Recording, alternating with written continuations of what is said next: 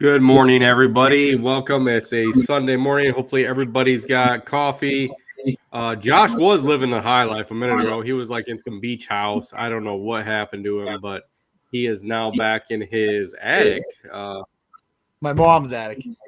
Yeah, your mom's attic. Yeah, not even yours, just your mom's. Yep. You gotta give Ma Duke credit. You can't leave her out. Yeah, I know. I just didn't want to. I didn't want to bring your mom into it anymore. You know, she's been texting us left and right to stop talking about her attic. So, how's everybody going? Welcome to Landscaping to the Point. We got some echoing from somebody over here, but so how's everybody going? Everything going good lately? It's been a long week. We were in Chicago on Monday and Sunday last week. And if you didn't catch the podcast, go back, listen, watch it, or listen to it on Landscaping to the Point. We have just been fun. It's been a long time, Josh. Sorry that you got to duck out before lunch. It was a good lunch. We had a nice what do you call it? Like a eat and meat lunch. It kind of sucked because I didn't get to finish my burrito, but we had burritos and tacos from Chicago. So I mean, you would have liked it. So they know pizza like you I expect when I go to Chicago is world famous burritos in Chicago. Yeah, they were good. I mean, it was good. I just didn't get to finish it. I don't know about you, Jensen. I don't know if you got to finish it either. I think none of us really got to finish what we were eating. No, because I thought we were just going to have lunch and then have meat, but I guess we're cutting out on time. And I ended up taking way too much food. Delicious, but I was taking way too much food, and I felt bad as I ended up like throwing some of it away. Yeah, it sucked. I really did. I mean, I thought I was going to be able to eat it all. I got that burrito down, but I didn't get the taco down. I think I got like half the taco, and then it was my turn to talk, and it was like, okay, I guess I'm not going to finish this. So, but yeah, it's been an interesting week. Especially since I got back, it's been very interesting. I don't know about you guys, but it is close to the end of 2023. So, what are you guys doing to prepare for next year, prepare for the next season? Because the end of this season is pretty much done. I know, Josh, me and you talked, and is Thanksgiving your last day for any work outside? Yes and no. It's pretty much the end of the season for us. So Thanksgiving kind of marks that, like that regular work season. And then if we pay, like, I did just get word, like, after I got back from the meet in Illinois, that we were awarded a job, a small one in Cambridge, about an hour from here. So take care of that. But other than that, we're pretty much wrapping up for the season. Like, well, my main guy's going he's going on his honeymoon. We'll be finalizing any repairs on snow equipment and getting that stuff out and more organized. And typically we do that. We're going to try to get any old equipment we're not using. But yeah, Thanksgiving's kind of the cutoff.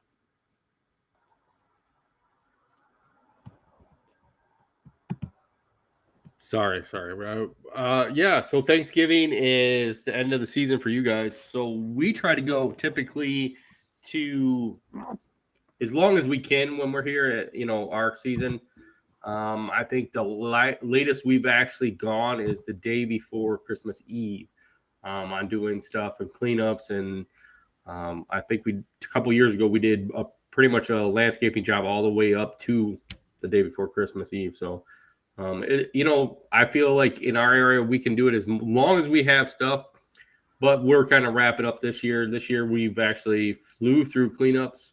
We already started our second round. We have, I think, 2 more residentials that are first rounders, but they don't get second rounds, that are pretty long, tiring, big jobs. So it's going to be very interesting from here on out. So how is it going in your area, JC? What are you doing? I mean, I know you don't do that many cleanups and all that stuff, but have you started cleanups, and how many more you got left to do?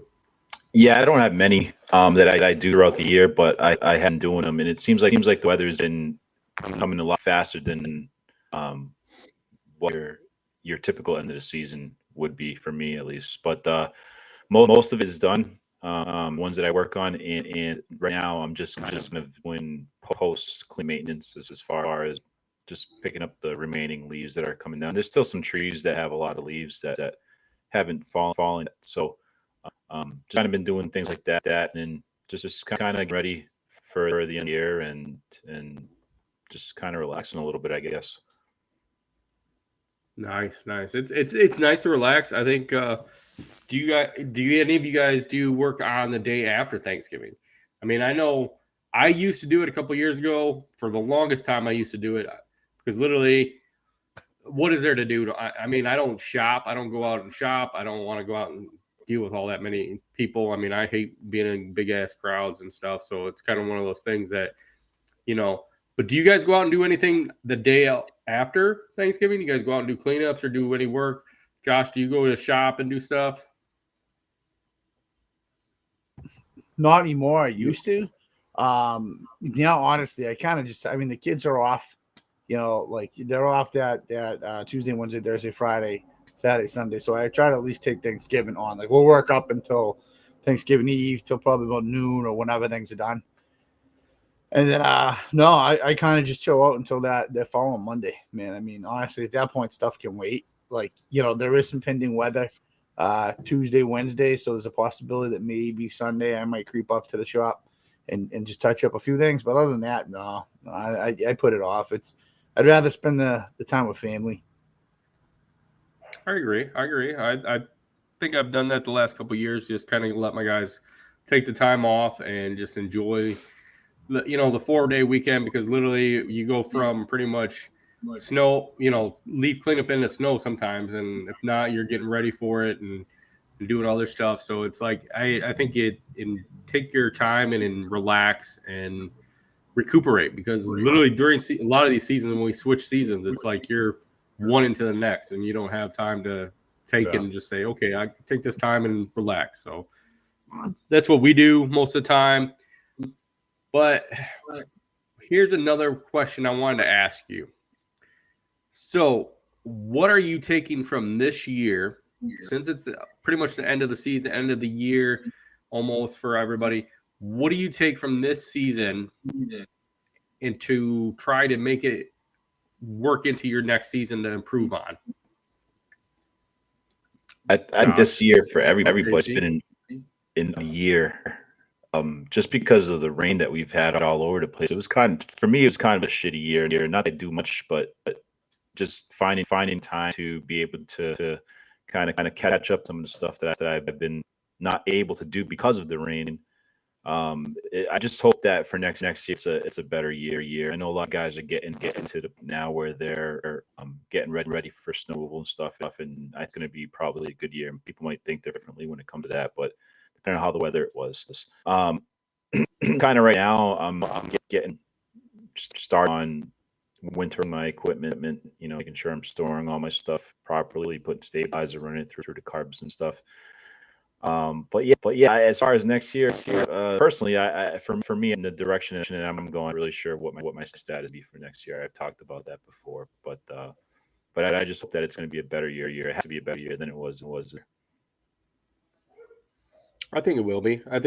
Every year, I feel like you can improve on one thing, and being a crappy year for you with this rain and stuff, you can prove that it's going to be a better year and it's going to be sunny next year. So that's the one thing you can look forward to. So, that can always be a positive of saying like, hey, next year it's going to be sunny and I'm not going to have as much rain.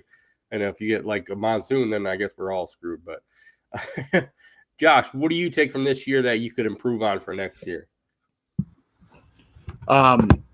There's getting out of your mom's attic, probably. The internet connection faded off, and it sounded like something else when you said that. So. Getting out of mom's attic. Yeah, I mean, dude, honestly, there's a lot, man. There really is. Like, I try to take as much as I can. Like, I flight back from my flight back from Illinois. It's the first time on a flight I didn't purchase the Wi-Fi. I have computer going out, especially being by myself, that I really just kind of sat back and just thought, allowed myself to fully think without any interruption, the phone ringing, anybody next to me, It was nice. So like my biggest thing that I take from this year to work on next year would be tighten up my organizational skills across the board, come up with different systems for myself on a personal level, and then 100% on a professional level. I worked this year on trying to delegate a bit more of tasks. The end of this year, I can tell you for the past, I'll say at least 2 months, I've done almost zero labor, manual labor. And that's a first. I'm usually, I might not do it here, but I'm usually bouncing around. So it's a little weird to not do it. But then I noticed that when I'm not on that job with the shovel in my hand or in a machine, I kind of lose focus on what I should be doing at that moment. So, and there's a lot on the back end I'm trying to do. So I think over the winter, I'm going to come up with new systems for stay a lot more organized, bit by bit, baby steps. But there's a lot that I could work on. But that's probably my biggest thing because that affects me in my personal and professional life. Yeah, I agree with you. That's I think one of the things like coming back from Chicago, I love driving there and back.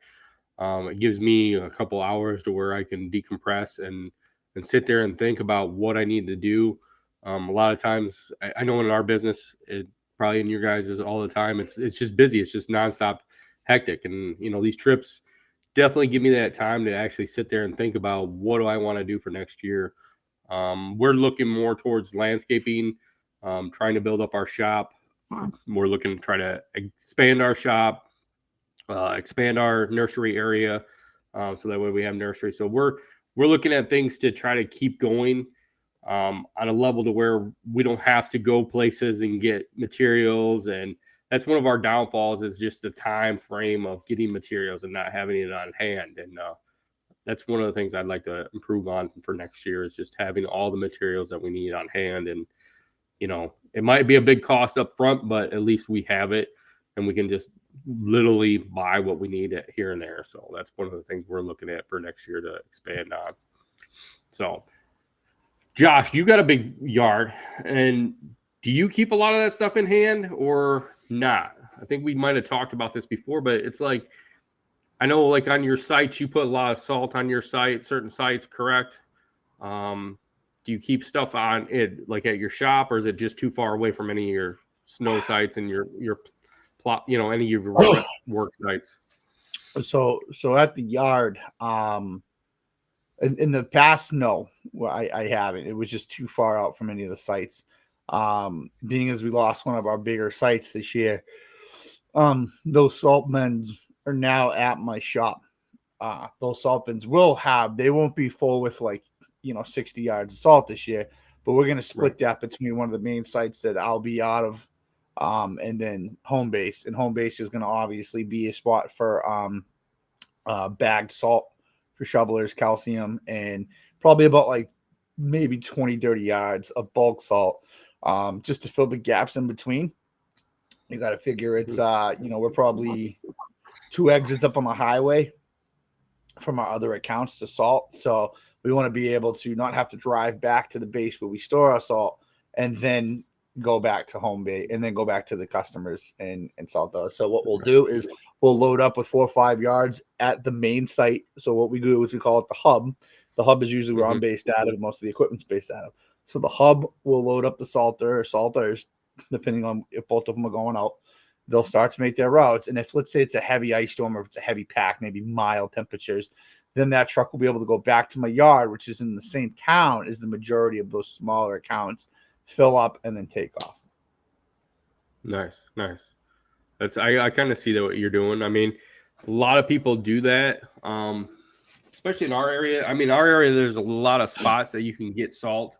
So it kind of works out conveniently to where, depending on where I'm at, there's always a salt place by me.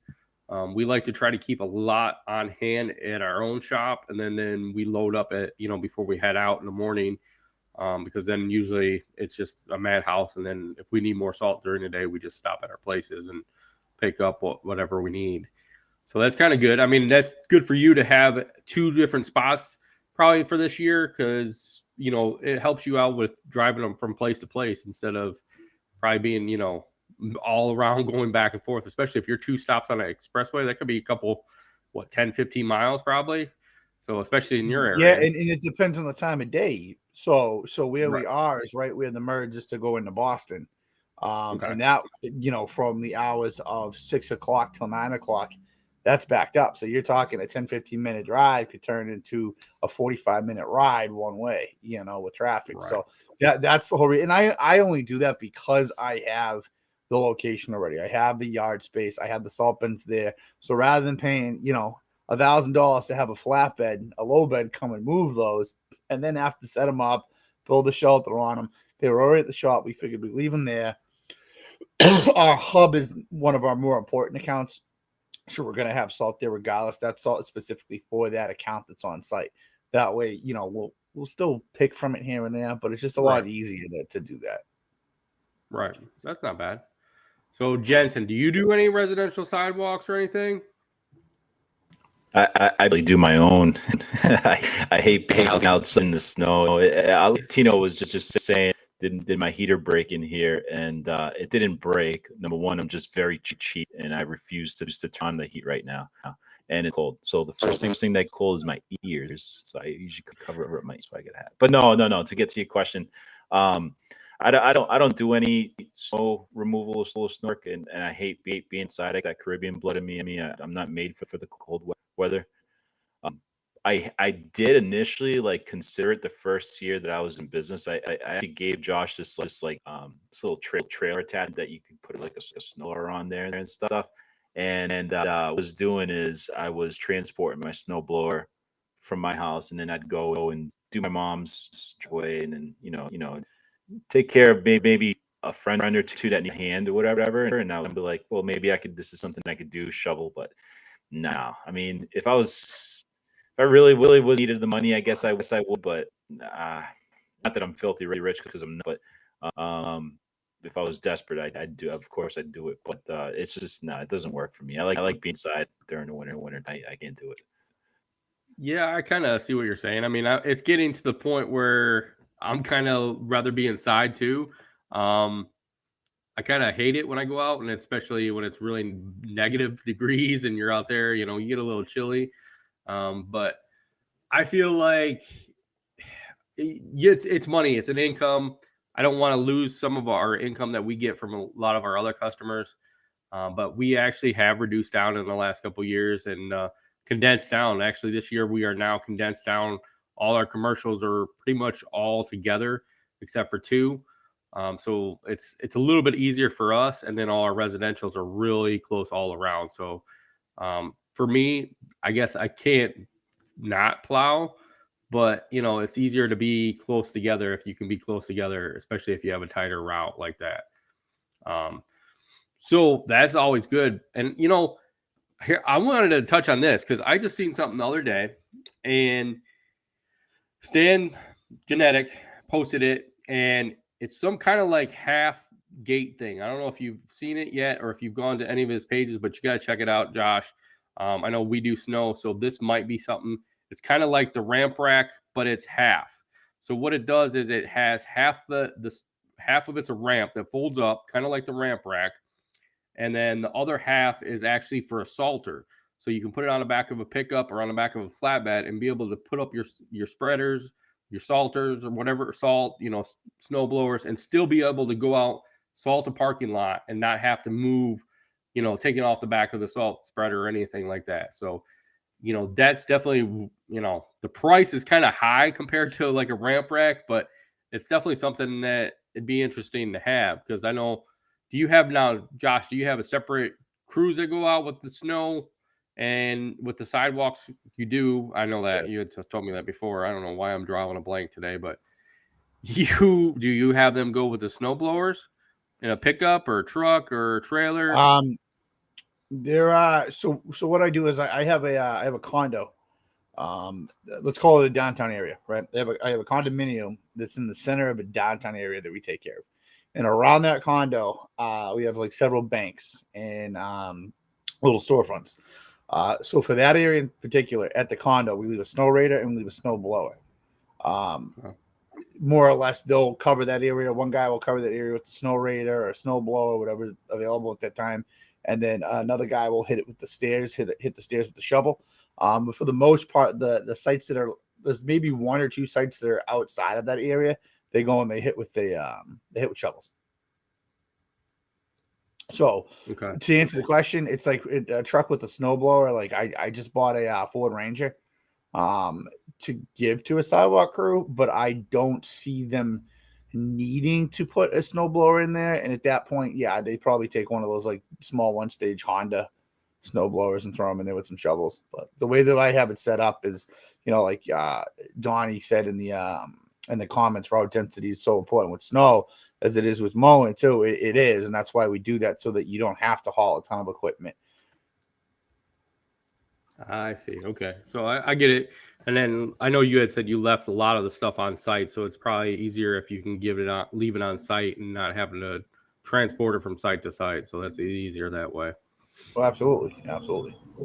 Yeah. I mean, I don't see no problem with that. I mean, it'd be nice if I could leave all that stuff on site, especially at all our commercial properties. I'd rather, not have to move it, but I more look at like, would I get robbed? Would I, come back and my snow blowers be gone, my snow radar be gone, or especially in my area, I feel like it's one of those hit or miss. But how do you prevent that from happening? How do you prevent your equipment from being stolen? Yeah, how do you prevent it? I mean, I do you now? Okay, you're saying you have like skid steers and all that stuff on site sometimes. How do you prevent somebody just come up in there and take it? I mean, do you have like what do you call those things? Like the GPS trackers or whatever the heck they are. I mean, I had one of those things on our truck for a while.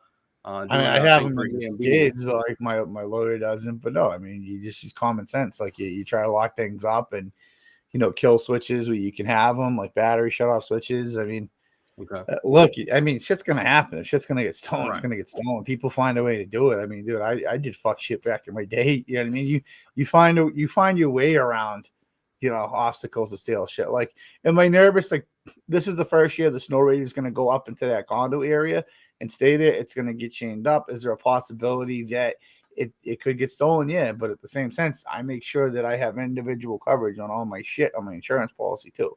Not that that's not a pain in the ass. That during a snowstorm you show up and some fucking asshole steals your shit. But I mean, shit happens. I mean, what are you gonna do? You roll with the punches. But I do what I can. Things get chained up, keys out, battery kill. We have battery kills, but it's now where my new skids are and my loader is and my expensive equipment. That's in a utility company that is like Fort Knox. Like you got to go through security to get through. Yeah, like I'm not worried about that. Like this camera's every other which way, so that I'm not worried about. The stuff that's uptown, it is in a more affluent area. That's not to say that you don't have these snow pirates that drive around and steal shit. I've caught in snow pirates when I worked with other companies trying to steal our shit.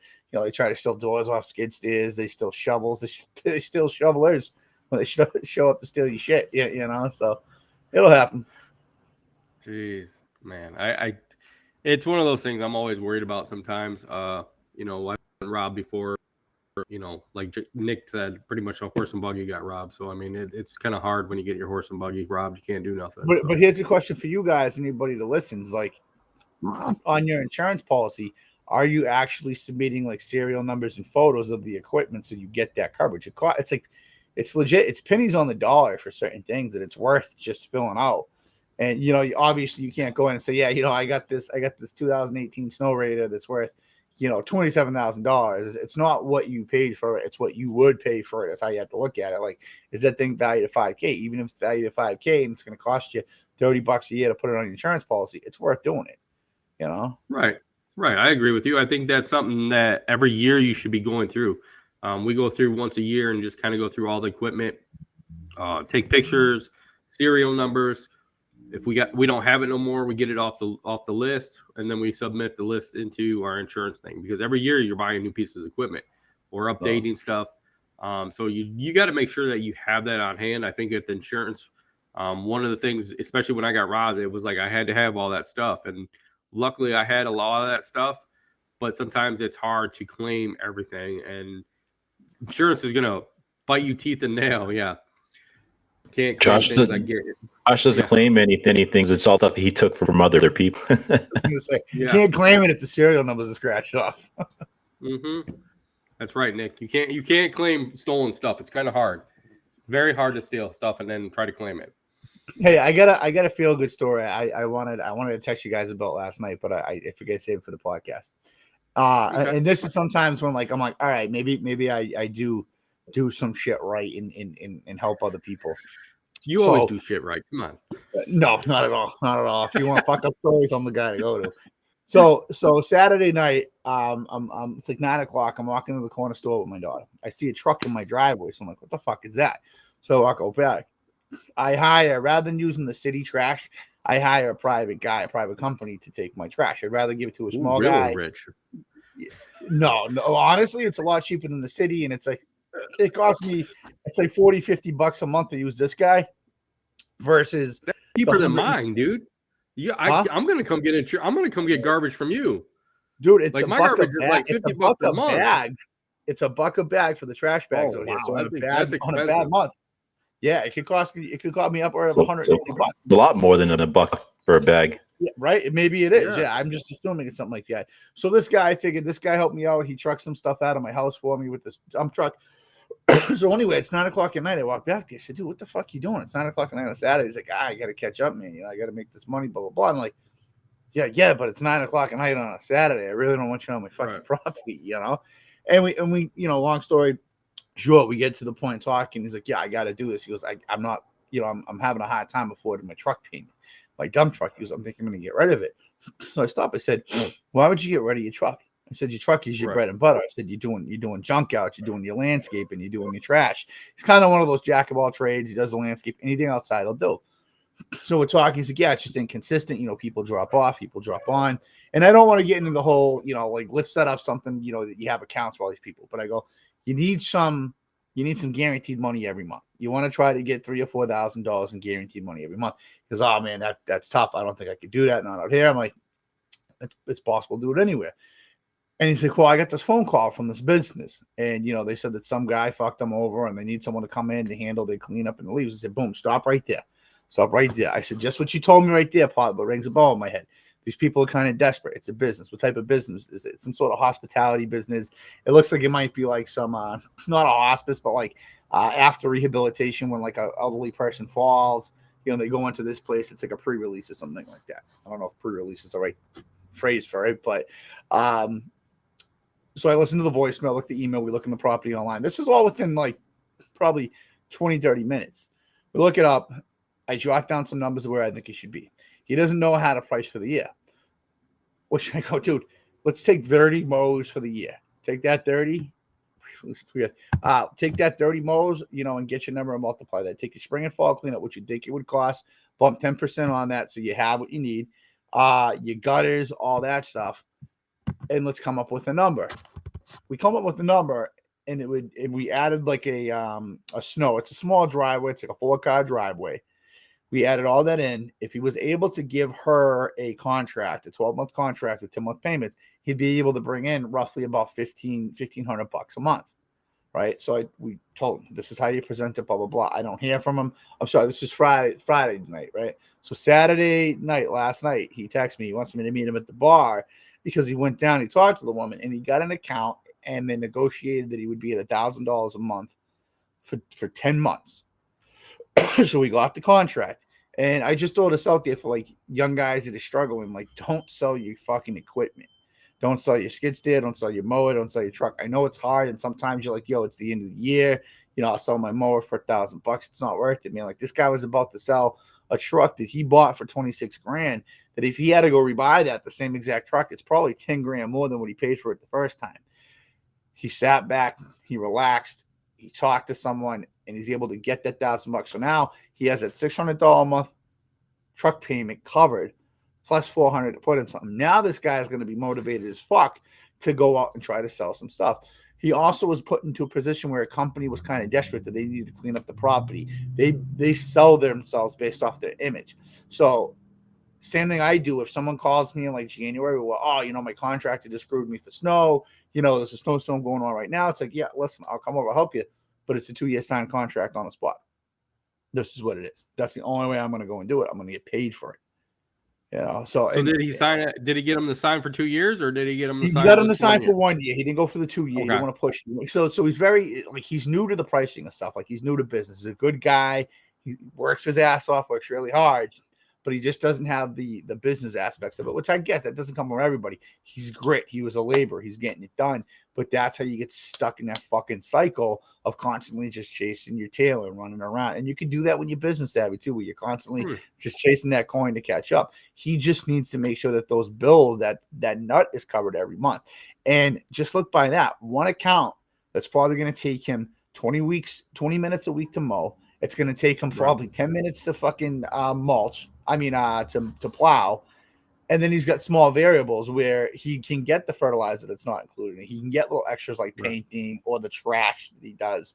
He didn't even sell him on trash. So there's little extras there, but he has that guaranteed money a month. You're going to tell me that he and anybody else listening to this contract can't find 4 people out of all the inquiries you get to guarantee that money, whether it's $400 for the season. Listen, when I did residential plowing, I used to go out and try to aim to get 50 customers. Out of that 50, I tried to get 10 to 20 that would give me $500. Smaller driveway, so I wasn't losing my short. I would look for someone from like a 2 to 3 car driveway where I'd say, hey, for $500-600 for the season, I'll call them unlimited. There's no cat, no nothing. And yeah, I would have probably generated like $3,000 to $5,000. I don't remember exactly what I was getting, but let's say $3,000 to $5,000. That's $3,000 to $5,000 for startup cash for the winter in my pocket. Not to mention the variable of what I get per push and then the salting. So, I kind of was like, all right, like I was really motivated last night. I was like, all right, I feel good. Like I actually helped this dude out. Like he keeps his truck. He gets the idea of how to do it. He's trying to hang out with me and bring me down to a bar at like 1 o'clock in the morning, but I'm like, that's not my thing. But, he'll come back and I'll work with them a little bit more. And this is the type of shit you need in this industry where like, don't be so tight-lipped.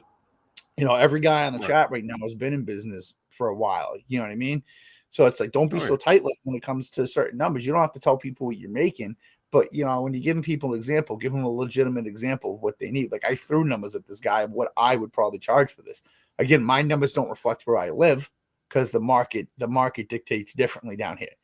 So just, be open with these fucking people because that goes a long way. Because now what that does is that guy is setting a trend where, now I see where things cost and where it goes. And he can set that market rate if he starts talking to other people and does the same thing. So open your mouth and talk to people. Give them good advice. I think we all should. I mean, I feel like long time ago, everything was very quiet. Nobody wanted to talk anything about anything, And I think now the green industry has kind of gotten better about it, but there is still a lot of people that don't want to tell you anything.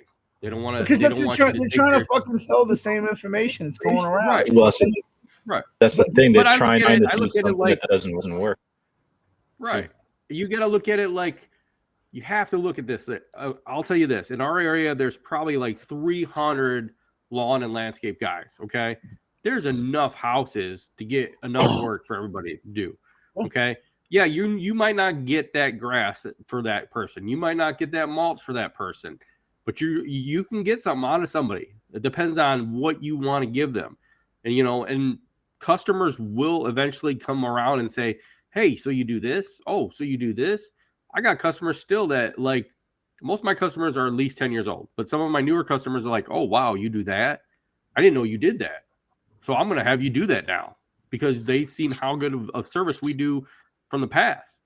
But I'm willing to go out and talk to people also and tell them, like, hey, I had a kid, 2 weeks ago pretty much asked me like, hey, I'm newer in the game. I'm out in Maumee. I'm looking for a price on a driveway. Can you help me out? And I'm like, I said, dude, just if you want to get into it, you got to go door to door. Go door to door, knock on it. I said, this is what you want to be at least $50 a driveway. Go over there, tell her what you're looking for, and you get it. He literally came back a week later and said, hey, I got my first job. Thanks. And you got to be able to give out some information to help these kids out or even to help anybody else out. I mean, I think that's and here's the thing. This guy probably has 8 years on me. Right. An age. He just didn't know how to do it. He didn't know the approach to take. I've taken that. You are old, so I can see that. He's got to be in his least 60s or something, probably. I look good for 60, baby. But I think that's what we do, and I think that's what we are all trying to do in the green industry. Some of us are. Some of us aren't trying to sell them on our business. You know, like, hey, you know, I'll give me $1,400 a year, and I'll tell you what to do. But I think there's a lot of us, you know, especially us three that are in the EMB that want to give back, and take our time and actually willing to talk to people. And I commend you on it, Josh. I commend you on it, JC. I know you've done it before, and everybody that's been in the group, like, they all are there to talk to people and help out as much as they can. And that's what we should be doing. 90% of that 90% of that paid information you're getting is already available out there. It's all recycled content. Like, look, not to knock, but like, you know, a certain guy in the green industry that, you know, wrote a book, you know, about how to be an expert. You know, this fucking guy takes most of his quotes from Dave Ramsey. You know, that shit's fucking free on his podcast. That's what I'm saying. Like, most information you're going to get recycled because it's worth, but it's how people are presenting it. When you have someone that's spitting an image that they're not, how can you take that information when that person hasn't executed the fucking play? Right. You know, that's the issue. Let me ask you this. We're going to go straight to this. So let me ask both of you this. If there was a book out there from somebody that's been in the business, say 5 years, and there's a book out there from somebody that's been in business for 25 years, which book would you buy first? It depends. It really depends. Yeah, my first instinct would be to go to the guy from 25 years. But that guy from 25 years, I don't know if he's successful. It's not necessarily time in it, but it's like method and execution. But how do you consider successful? Because successful could be any way you look at it. The guy could be successful by just, you know, doing what he loves and does.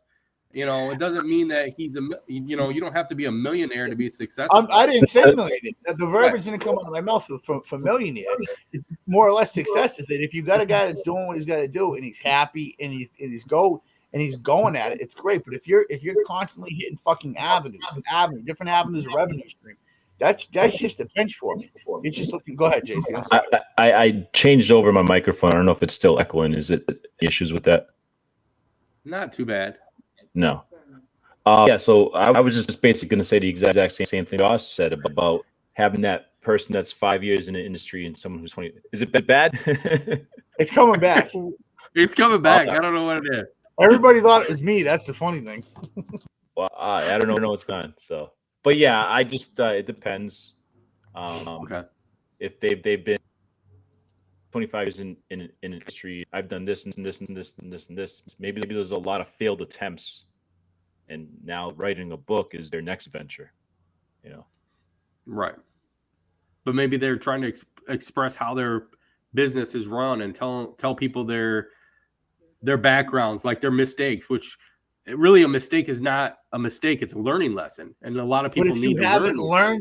If you haven't learned from it. If you have not learned from the mistake and you write a book and sell it, how can you write a book on advice if you haven't taken your own fucking advice?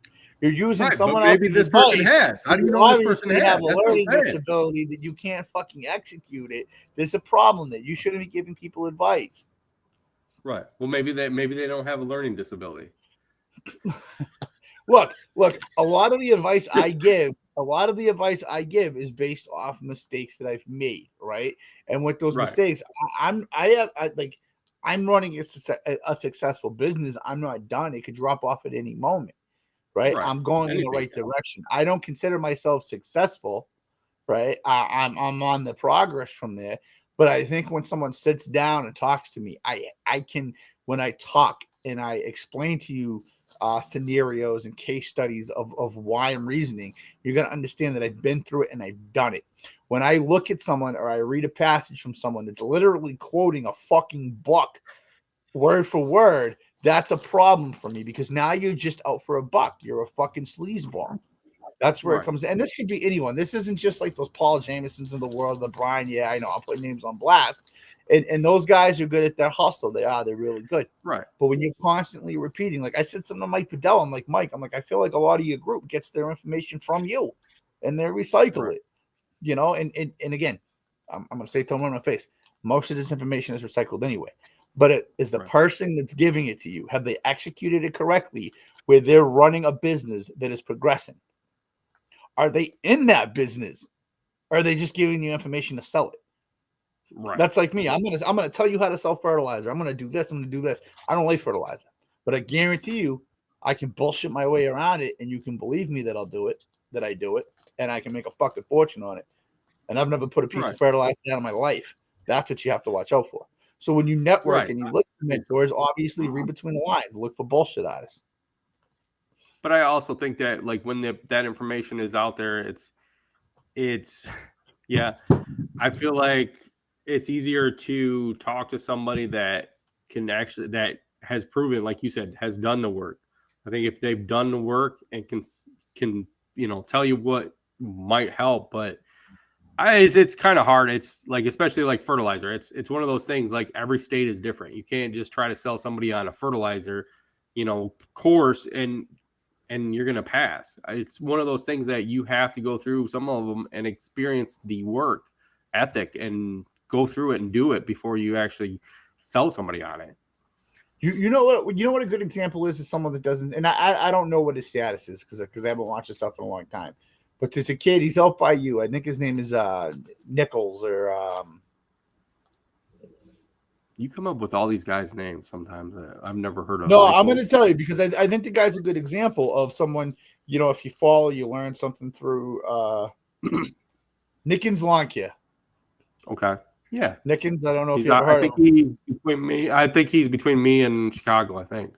Yeah, so like that like he's a young dude, young family, I think. And you can see the progression of his business and the mistakes he's made. But I feel like that's someone, if you're in that area and someone you can talk to, like there's social proof that he has it. I'm sure like when the wording that he uses, it's there where you understand, you can believe it. He can give you examples of how he failed. Scott, I'm sure you could do the exact same thing. If someone in your industry comes up to you in your town, you can explain to them and use certain scenarios where they can relate in that town. Well, hey, like the 7-Eleven or the CVS right there when I used to plow that back in 1959, fucking blizzards, da. They can relate 59. To it. I just how old do you think I am? 59. What the 50s, maybe 50s. I don't even think they had plows back in 59, dude. Maybe not in Amish country. I don't think we had plows back then, but yeah, I get what you're saying. I really do. But I won't take up the time on this subject. It's just something that rubs me where it's like, I get it, like who you get it from. I don't like see kids getting misinformation or men in general that are trying to progress their business, getting information from people that don't actually execute the advice they're giving. Correct. I understand. I agree with you. And that's a good point. So I'm not gonna go do a seminar on how to be an EMT. So what are you eating on Thanksgiving? Here's the important question of the day. I think this is the most important question. What are you having on Thanksgiving? I don't know. You don't know? Oh my gosh, Josh. No. JC. Turkey. Yeah, I'm having turkey. Are you not having turkey, Josh? I mean, you're probably having salmon or vegetables, probably, right? I'll have vegetables, but I don't know if we'll do like turkey or meatloaf or something. I like to switch it up and shit. Okay. I cook lasagna at nighttime. That's a tradition. So like my background is Irish Italian. So my grandmother, when we were younger, she would have traditional turkey dinners during the afternoon. Right? Come in, you have all the fictions, traditional turkey. And then at nighttime, you'd have like that Italian dinner with like meatballs, sausage, and lasagna. Okay. Right. So you get fish for Christmas or something? Fish for Christmas usually is what people do. I'm not a big fish guy. No. Okay. So anything special that you guys make? Or I know like in our household, pretty much we used to go to all the like one family all at one point. We kind of got away from that a couple years back. But we each used to bring our own special dish.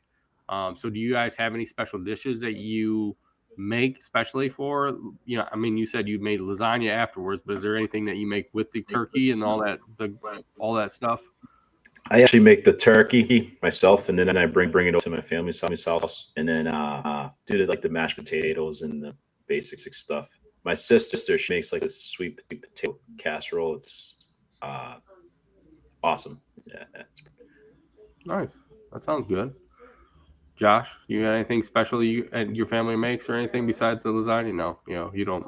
Nothing My special. wife does some stuff. My wife does like some creams and stuff, like some squash creams. But me, I'm basic, bro. Green beans, mashed potatoes, cranberry slices, it's got to be the can cranberry slices. It can't be no fancy real shit. It's gonna come from the can. So do you just eat plain green beans or like green bean casserole? Nah, plain green beans. Okay. Salt and pepper. Corn. Very basic. Corn. Huh? Corn. Oh, corn, dude. My plate at any holiday would typically be like a turkey, a slice of cooked roast beef, mashed potatoes. So I'm making myself fucking hungry now. Green beans, corn, and the cranberry, and I would mix all those veggies and everything up, man. Okay. So we have turkey, mashed potatoes, gravy, stuffing, what else? Crescent rolls, green bean casserole. We make a dish that has been in my family for years, which is like a noodle, sauerkraut, and mushroom dish. We eat that. Then we usually I make a pineapple cheesecake, and then we also have like apple pie and some other cheesecake. Yeah, pineapple cheesecake. It's one of the things that's been in my family for years, and it got passed. My grandma passed it down to me, and I've been making it ever since. So Wait, you know what? Hold on. While we're talking about food, shameless shout out here. And I don't know if I'm supposed to do this, but Scott's daughter makes these cookies. And holy fucking shit! When I tell you, I forgot I had these, and I was doing some computer work one day, and I reached into my bag for a pencil, and I go, "Oh man, I'm a sweet head. Like I love sweets. Like I've lost teeth to cavities because I like sweets so much. Right, man. I bit into this. I was like, holy shit! If I had a box, like I shared it with my youngest, and I wouldn't give her any more than half of it. So I didn't give anybody. I ate all three of them. When the time comes and you guys see Scott post about his daughter's cookies, do not hesitate to order more than you should. Because if you eat Girl Scout cookies, these are Girl Scout cookies on steroids, dude. They have to stay with the mint Oreos. They have to. Dude. Oh God! Oh my God! Oh, the mint ones were good. Well, we just tried some yesterday. She just made a batch yesterday. I posted it with you guys. She made a batch yesterday. It was a coconut cream Oreo with the mint frosting, mint chocolate. So, dude, it was good. Put it this way: when the mint Oreo, my favorite ice cream is mint chocolate chip. I'm one of those people, so that was like fireworks going on. Yeah, I found out what Josh is going to Thanksgiving.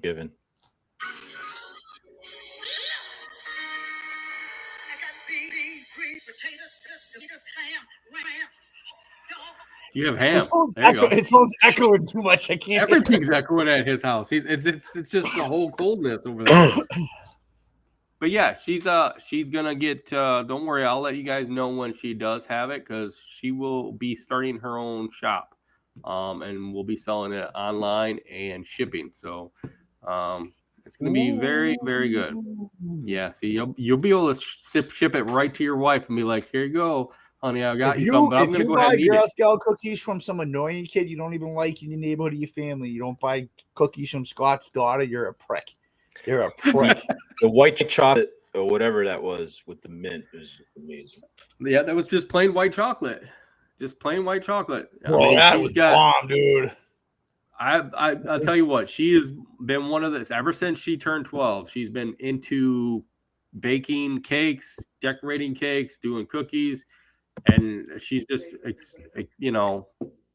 she became a state representative, doing cake decorating. She's just awesome about it. And she's actually going into a culinary class this year for her last 2 years of high school. And so she is learning, dude, she cooked me a steak right when she first started. Oh my gosh, she made the best steak ever. So just watch out. I mean, it's going to be some real good stuff. Yeah, you're trying to videotape us. We ain't going to talk no more. No.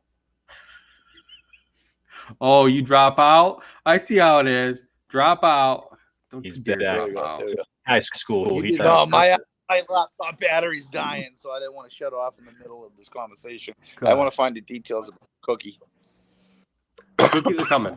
I know the name of the business. That was messed up. You teased us with those 3 cookies, and you're like, you hook, line, and sinkered us.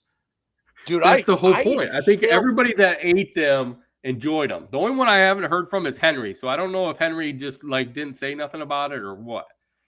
But you got to remember, so Henry's a fucking candy critic. So he has it in it. When It's probably going to end up on some YouTube page or his separate Instagram page that'll be like, look at these cookies. These are very good. Someone sent me his page, and that's what it is. It's YouTube or IG, and he sits there and he packaging and all. Yeah. Dude, you straight up like a crack dealer. Like you gave free samples. Like hey, here's some of this. Come back if you want some. Let me know. That's the whole point of it, right? That's how I reel them in. See, get them hooked. See, I'm trying to reel you guys all in. See, I'll tell her thank you. It was very good. I'm glad. Don't worry, your fiend will come. I already got. I got a first order. I got one lady. She wants it some more brought back to Chicago when I come back to Chicago next year. So, so I already got the first order in. I just realized what you're talking about. Yeah, she was very excited about them. So don't worry. And as soon as I can start shipping them, and we're gonna be bringing them to you guys left and right. So you guys can sit there and eat them. And I know Josh is not gonna give any to his wife. He's gonna. Bro, I was sitting in my living room. I had stayed home. I come home early that day, and I was like, I went in there, and they heard me. My kids were in the other room doing homework, and I go, oh, and they go, what? I'm like, nothing. Like, okay. And then finally, like, I go to my, like, I couldn't hold it. Like my other kid, that's a sweethead. I was like, you got to try it. And she was like, oh, let me get the fuck out of here. No, like, go away. That's awesome. That's very awesome. So this week's Thanksgiving. So thank everybody for some turkey. If you haven't found your turkey, hurry up and get it before he gets arrested for foul play, because you never know when he'll get arrested. Okay, so definitely make sure you grab that turkey now before he gets arrested. Okay. So how's everybody going? We are going to have a great week this week. Thank you guys for being on. Thank you for enjoying our show. The end of 2023. Next time we'll recap the whole year. We're going to talk about some real good fun stuff, hopefully. And we'll all see you guys later.